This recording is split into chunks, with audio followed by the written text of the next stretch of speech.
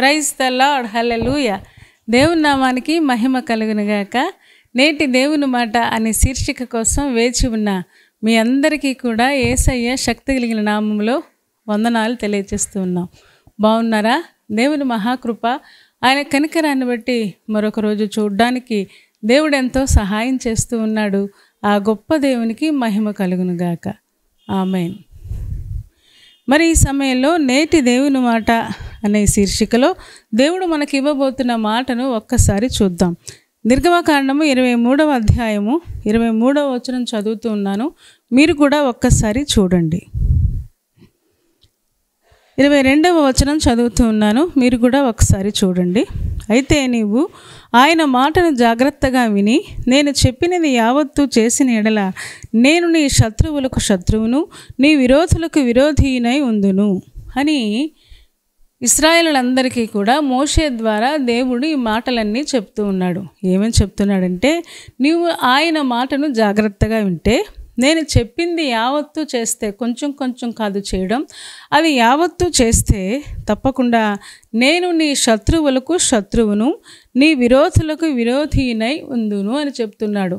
అంటే ఇశ్రాయేలులందరికీ చాలామంది శత్రువులు ఆ రోజుల్లో ఉన్నారు. ఒక పక్కన ఫిలిష్తీయులు, ఇంకా 7 జనాంగాలు ఉన్నాయి కదా. ఆ 7 జనాంగాల వాళ్ళు ఇశ్రాయేలులకు శత్రువులుగా ఉండి చాలాసార్లు వాళ్ళని ఇబ్బంది పెట్టినట్టుగా మనం చూస్తాం, చదువుతాం కూడా. మరి అందుకనే దేవుడు ఒక వాగ్దానం చేస్తూ ఉన్నాడు.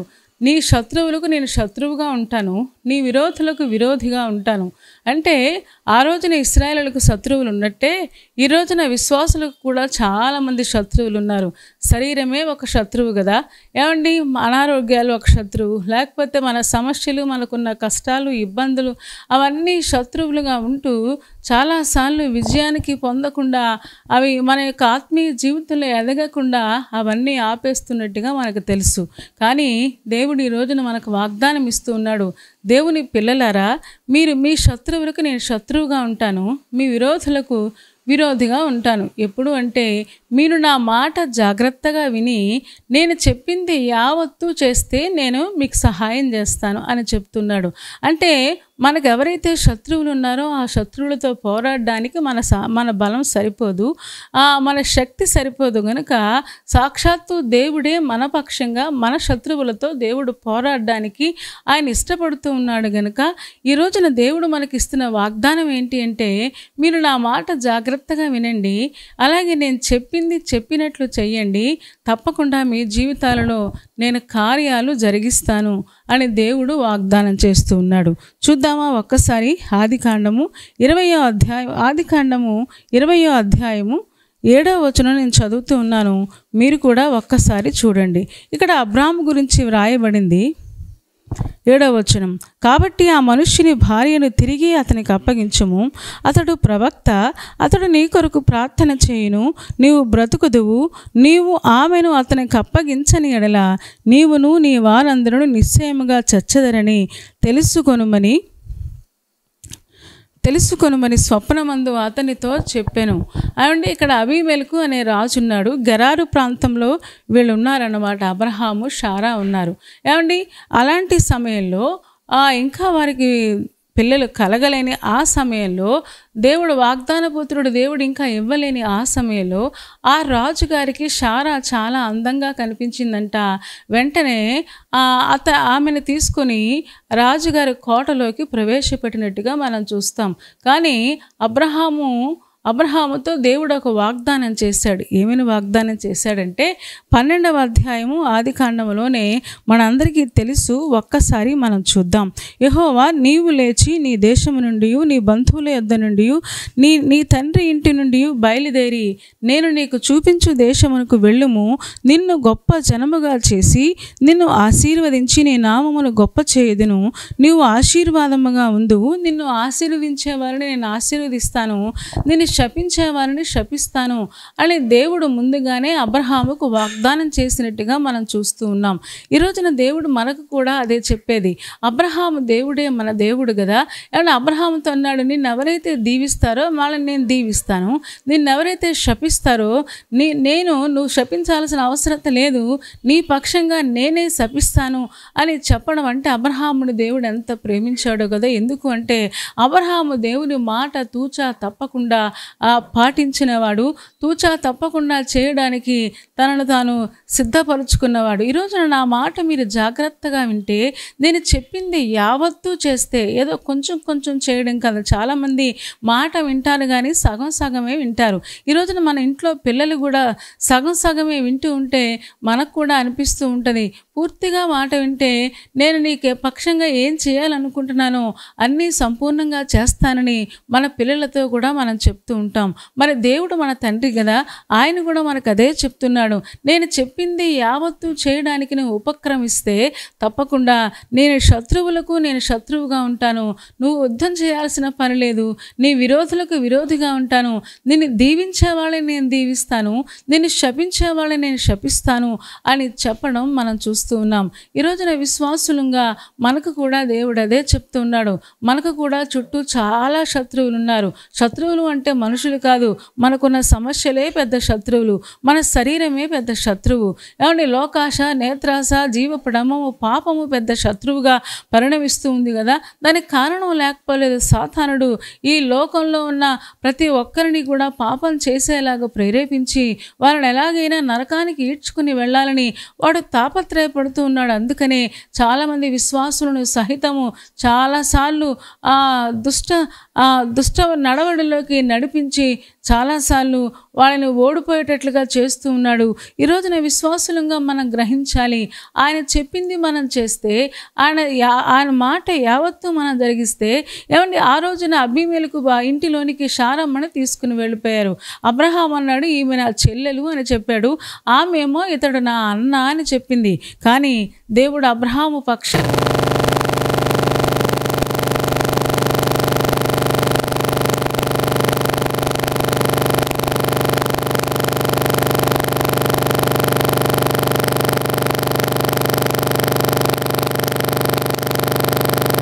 చేయదువా, ఈమె నా చెల్లెలని అతడు నాతో చెప్పలేదా, మరియు ఆమె కూడా అతడు నా అన్న అనను. నేను చేతులతో ఏ దోషము చేయక యథార్థ హృదయముతో ఈ పని చేసి తిని అన్నాడు. ఎందుకంటే 2వ వచనంలో, అప్పుడు అబ్రహాము తన భార్య అయిన శారాను గూర్చి ఈమె నా చెల్లెలని చెప్పెను గనుక గెరారు రాజైన అబీమెలెకు శారాను పిలిపించి తన ఇంట చేర్చుకున్నాడంట. 3వ వచనం, మైనను రాత్రివేళ దేవుడు స్వప్నమందు అబీమెలెకునద్దకు వచ్చి, నీవు నీ ఇంట చేర్చుకున్న స్త్రీ ఒక పురుషుడికి భార్య గనుక ఆమె నిమిత్తము నువ్వు చచ్చిన వాడవు సుమా అని చెప్పడం మనం చూస్తూ ఉన్నాం. ఏమండి, దేవుడు అబ్రహాము పక్షంగా పోరాడుతున్నాడు. ఏమండి, దేవుని పిల్లలు ఉండకూడని ప్రాంతంలో ఉంటే, ఏమండి దేవుని పిల్లలు ఒకవేళ ఏమీ చేయలేని నిస్సహాయమైన స్థితిలో ఉంటే వాళ్ళ పక్షంగా దేవుడు పోరాడతాను అని వాగ్దానం చేస్తూ ఉన్నాడు. అబీమెలెకు రాజు కదా, అబ్రహాము రాజుని ఎదిరించలేక పోవచ్చు. ఎందుకంటే రాజుగారికి కోపం వస్తే తర్వాత ఏం జరుగుద్దో, వాళ్ళ రాజ్యంలో ఉన్నాడు. మరి అలాంటి సమయంలో ఇతను అంటూ అబీమెలెకుతో దేవుడు స్వప్నంలో మాట్లాడుతున్నాడు. ఆమె ఒకరికి భార్య గనుక కనీసం నువ్వు చెయ్యి వేయడానికి కానీ అసలు నీకు హక్కు లేదు అని దేవుడు వార్నింగ్ ఇస్తూ ఉన్నాడు, హెచ్చరిస్తూ ఉన్నాడు. ఎంత అద్భుతమైన విషయము కదా.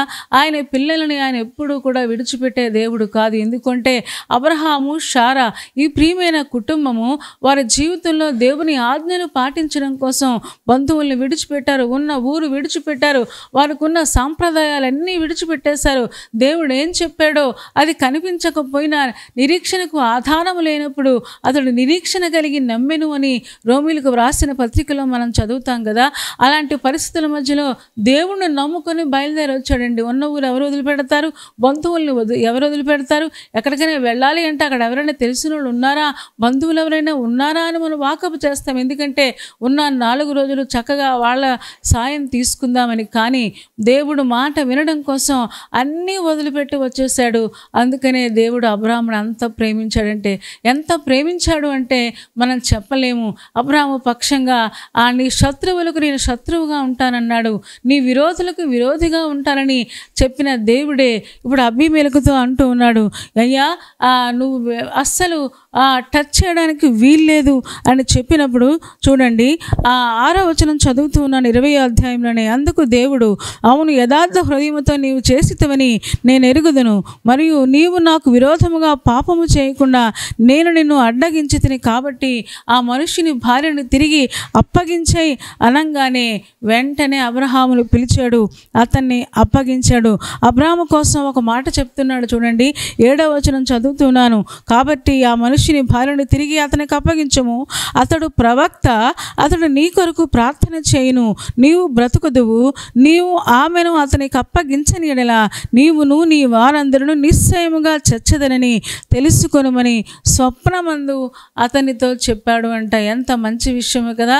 అబీమెలెకు ఒక ప్రవక్త, అతడు నీకోసం ప్రార్థన చేస్తాడు.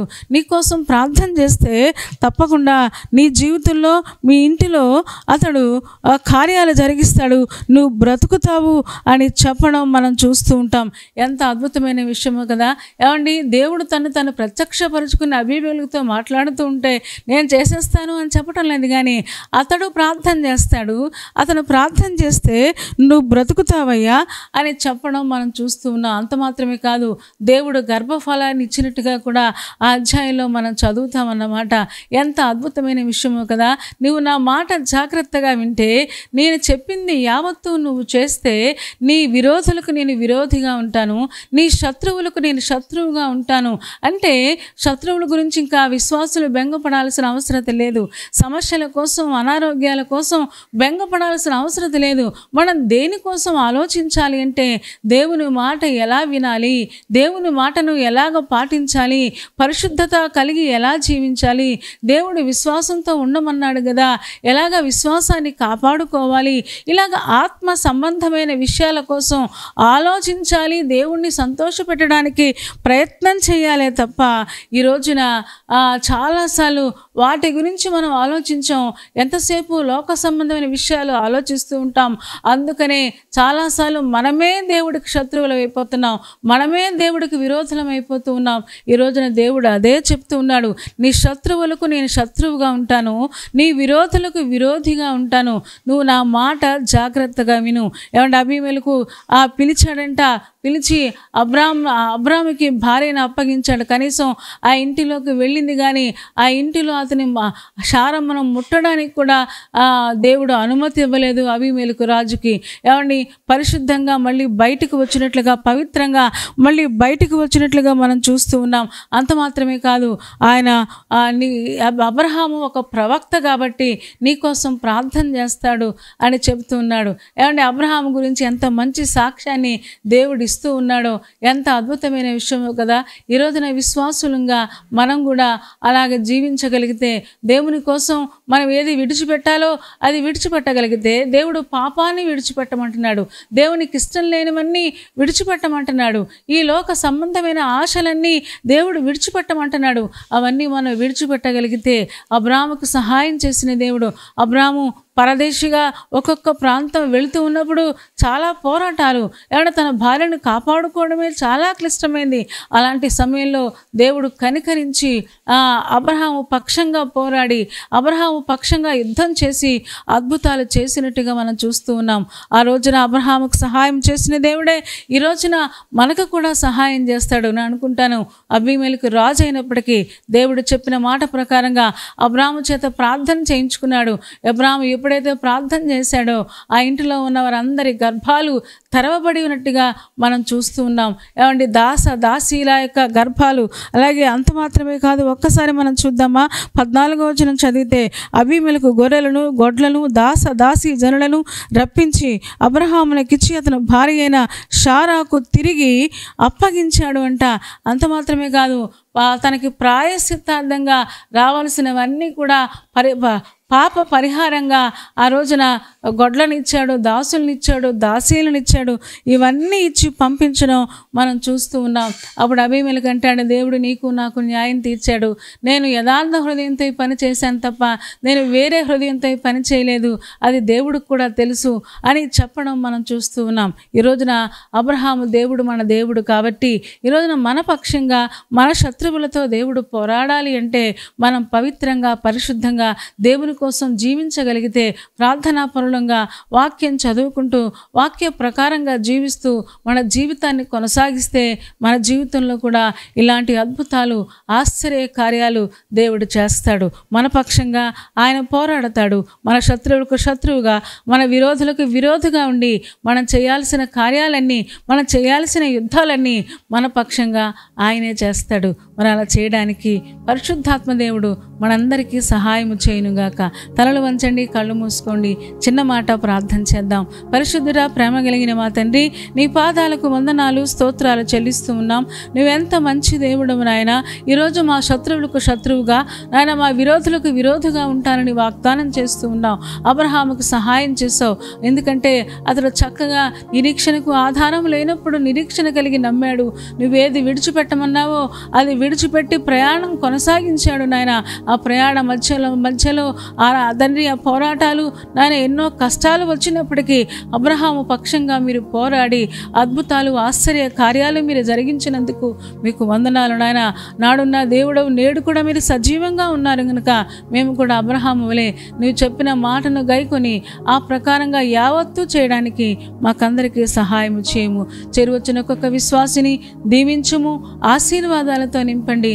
నన్ను ఎగ్జామ్స్ రాస్తున్న వారికి, అలాగే ఇంటర్వ్యూలకు వెళుతున్న వారికి సహాయం చేయము. పెళ్లి రోజు పుట్టినరోజు జరుపుకుంటున్న వారిని దీవించండి నాయన.